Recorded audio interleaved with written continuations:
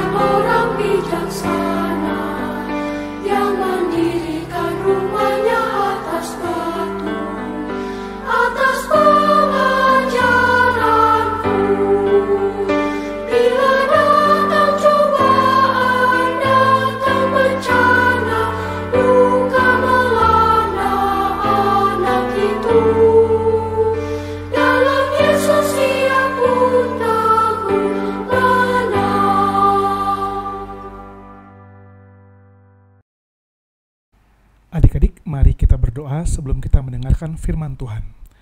Tuhan Yesus, berkatilah kami anak-anak-Mu. Kami telah siap mendengarkan firman Tuhan melalui video. Tuhan berkati agar firman Tuhan ini dapat kami dengar dan dapat kami lakukan dalam kehidupan sehari-hari. Terima kasih Tuhan Yesus, di dalam nama-Mu kami sudah berdoa dan mengucap syukur. Amin. Adik-adik, minggu lalu kalian sudah mendengarkan cerita tentang Ezra dan bangsa Israel yang disampaikan oleh Engku Selo. Kita ketahui bahwa kitab Ezra adalah salah satu kitab yang menceritakan sejarah kembalinya bangsa Israel dari pembuangan. Minggu lalu disampaikan juga bahwa Ezra dan bangsa Israel membangun kembali gereja atau yang waktu itu disebut Bait Allah. Kali ini kita akan kembali mendengarkan kisah Ezra dengan topik yang berbeda. Sebelum kita mendengarkan kisah Ezra, mari kita saksikan cuplikan video berikut ini. Marah saat rapat penanganan pasca banjir berlangsung di Balai Kota Jumat pagi. Kemarahan Ahok terkait penanganan banjir di Jakarta. Kita prinsip baik bahasa kampung saya. Yang bodoh nurut, yang pintar ngajar. Jadi orang jangan bodoh kagak mau nurut, pintar gak mau ngajar. Jadi kalau usah pandang saya gubernur hari ini. Kalau saya bodoh, ajarin saya. Capek udah puluhan tahun Jakarta banjir-banjir, ngarang aja. Itulah salah satu ungkapan kekesalan Ahok saat rapat penanganan pasca banjir digelar Jumat Dari pagi. cuplikan video tadi ada kalimat yang menarik yang engkau ambil untuk mengawali firman Tuhan kita pada hari ini. Kita dengarkan sekali lagi ya. Yang bodoh nurut, yang pintar ngajar. Jadi orang jangan bodoh kagak mau nurut, pintar gak mau ngajar. Yang bodoh nurut, yang pintar ngajar. Jadi orang jangan bodoh kagak mau nurut, pintar gak mau ngajar. Ya, kalimat yang menarik yang disampaikan Pak di sini adalah orang bodoh nurut, orang yang pintar mengajar. Jangan jadi orang bodoh yang tidak menurut dan orang pintar yang tidak mau mengajar. Lalu apa kaitannya dengan cerita tentang Ezra? Sudah disampaikan oleh Engku Selo minggu lalu, Ezra dikenal sebagai orang yang sangat pandai dan terpelajar karena Ezra adalah seorang imam dan ahli Taurat. Nah, apakah Ezra orang yang pintar dan tidak mau mengajar, atau Ezra orang yang pintar dan mau mengajar? Ayo kita baca sama-sama Alkitab yang terambil dari Ezra 7 ayat 1 sampai 10. Adik-adik pause, lalu adik-adik baca ayat 1 sampai 10, dan setelah selesai, di-play lagi videonya. Diceritakan pada Ezra 7 ayat 1 sampai 10, Ezra membawa Israel pulang dari pembuangan. Ada 2 gelombang kepulangan pada saat itu. Yang pertama 538 sebelum Masehi dan yang berikutnya 458 sebelum Masehi. Ezra adalah orang yang sangat pandai. Dia seorang pengajar, selalu rajin belajar. Ezra adalah seorang dari garis keturunan Harun yang telah dididik dari kecil menjadi imam. Dia belajar dari orang-orang yang pandai atau orang-orang yang bijak pada saat itu. Mereka adalah orang-orang pandai media Persia, para nabi, dan juga raja-raja. Ezra sangat baik dalam memahami firman Tuhan. Dia sangat belajar dengan sungguh-sungguh. Dari pembelajarannya itu, Ezra tahu kehendak Tuhan dan apa yang berkenan pada Tuhan. Dan akhirnya Ezra pun dapat memahami mengapa Tuhan sampai menghukum bangsa Israel. Oleh karena itu, Ezra sangat bertekad untuk mengajar orang-orang Israel agar mereka mau bertobat. Nah, adik-adik, kita belajar dari sikap Ezra. Ezra sangat pandai, sangat pintar dalam memahami firman Tuhan. Tapi kepandaiannya tidak untuk dirinya sendiri. Ia juga membagikannya kepada orang lain. Kalau kita kaitkan dengan video di awal tadi, kita bisa mengelompokkan Ezra adalah orang yang pintar yang mau mengajar. Ezra termasuk orang pintar yang mau mengajar. Firman Tuhan sangat penting dalam kehidupan kita. Oleh karena itu, dari pembelajaran firman Tuhan hari ini, kita diajak untuk mau belajar firman Tuhan, agar kita bisa hidup dan selalu berkenan kepada Tuhan. Dan kita dapat belajar serta memahami firman Tuhan dengan baik. Lalu, apakah kita bisa seperti Ezra yang selalu rajin dan giat memahami firman Tuhan dan belajar firman Tuhan? Apakah saat ini saya sudah rajin membaca firman Tuhan? Kalau saya sudah rajin, harus dipertahankan. Kalau belum, harus dimulai dari saat ini. Ketika kita ingin memulai, ketika kita ingin membaca firman Tuhan, pasti kita akan mendapati tantangan atau rintangan. Apa saja tantangan-tantangan yang kita hadapi? Tantangan itu bisa berasal dari diri kita sendiri. Rasa malas. Kita akan lebih menikmati, lebih suka main games online, main PlayStation, atau kita lebih menikmati, lebih suka tiduran, rebahan, main games, atau buka sosmed, buka TikTok, buka Instagram sambil ngemil. Atau kita lebih memilih tidur, karena ngantuk, lelah, malas. Tantangan yang berikut adalah tantangan dari lingkungan. Mungkin di rumah kita, di rumah adik-adik, orang tua atau orang-orang yang ada tinggal di rumah adik-adik tidak pernah membaca Alkitab. Tidak ada yang mengajarkan, tidak ada yang mengajak adik-adik untuk membaca Alkitab. Lalu tantangan berikutnya adalah ada rasa malu karena takut diejek menjadi anak sok alim.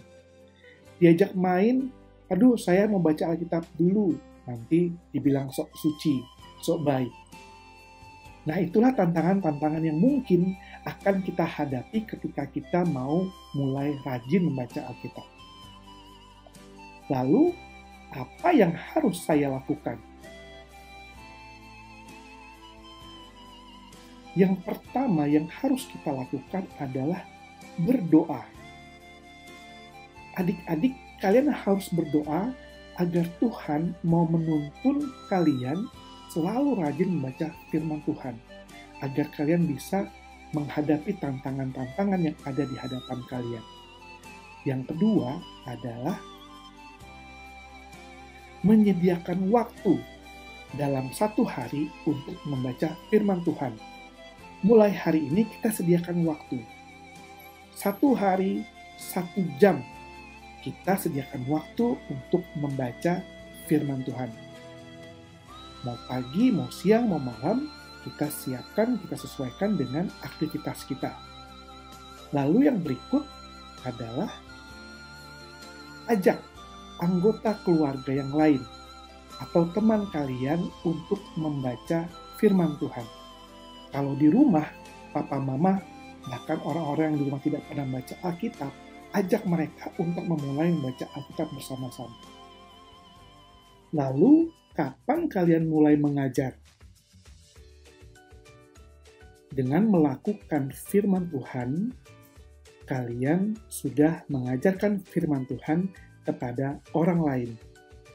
Jadi tidak hanya sekedar membaca, tetapi firman Tuhan itu harus dilakukan. Karena ketika kita melakukan firman Tuhan, berarti kita sudah mengajarkan firman Tuhan itu kepada orang lain.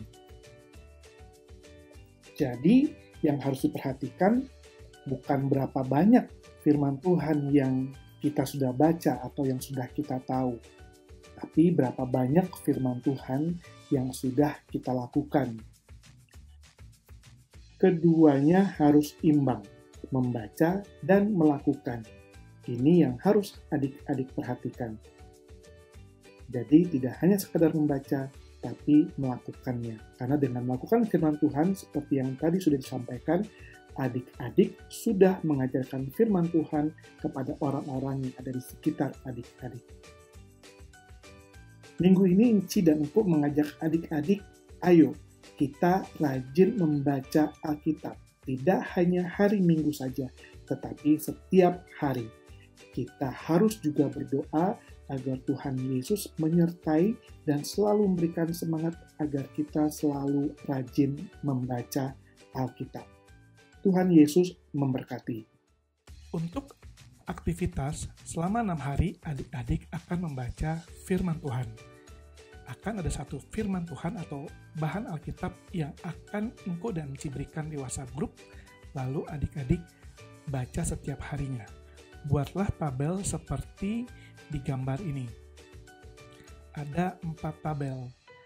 Tabel yang pertama adalah hari dan jam berapa adik-adik membaca Alkitab. Lalu bahan Alkitab yang dibaca, dan tuliskan apa yang kalian pelajari dari bahan Alkitab tersebut. Lalu di kolom yang merah adik-adik tuliskan, adik-adik membaca dengan siapa? Membaca sendiri, dengan orang tua, atau keluarga adik-adik yang lain. Setiap harinya, Engku dan Ci akan mengirimkan bahan Alkitab satu hari satu yang akan adik-adik baca. Dan bahan Alkitab ini akan dikirimkan ke WhatsApp group. Untuk hari Senin, bahan Alkitab yang akan dibaca adalah dari 2 Timotius 3 ayat 16 sampai 17. Dan berikutnya hari yang kedua, hari Selasa, dan hari yang berikutnya hari Rabu, Kamis, Jumat, dan hari yang berikutnya hari Sabtu tanggal 20 Maret 2021. Nanti setelah lengkap semuanya, adik-adik bisa kirimkan melalui WhatsApp group. Terima kasih dan semangat membaca Alkitab. Adik-adik, mari kita bersama-sama berdoa. Tuhan Yesus, Allah Bapa kami yang bertata di dalam kerajaan surga. Tuhan Yesus Maha Pengasih, Maha Penyayang. Terima kasih hari ini kami semua boleh dapat mendengarkan firman Tuhan. Kami boleh diajarkan untuk rajin belajar firman Tuhan. Dan diajarkanlah kami untuk membaca dan melakukan firman Tuhan di dalam kehidupan sehari-hari. Ketika kami melakukan firman Tuhan, orang lain boleh kami ajarkan melalui sikap dan perbuatan kami. Berikanlah kami semangat agar kami selalu rajin untuk membaca firman Tuhan, membaca Alkitab setiap hari. Terima kasih Tuhan Yesus, inilah doa kami. Dalam nama Tuhan Yesus kami sudah berdoa dan mengucap syukur kepada Bapa di surga. Amin.